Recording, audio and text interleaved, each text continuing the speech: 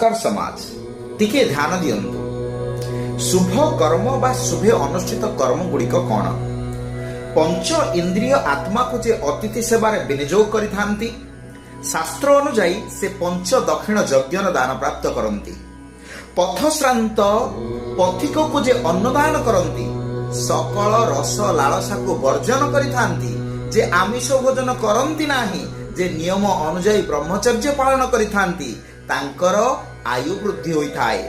प्रतिदिन गायत्री मंत्र जे जप करती से निश्चित रूपे स्वर्ग प्राप्ति करती।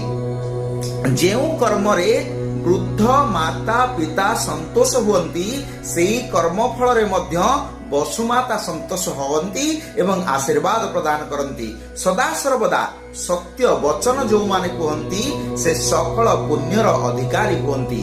याको बुझंतु आगको बढ़ंतु। धन्यवाद।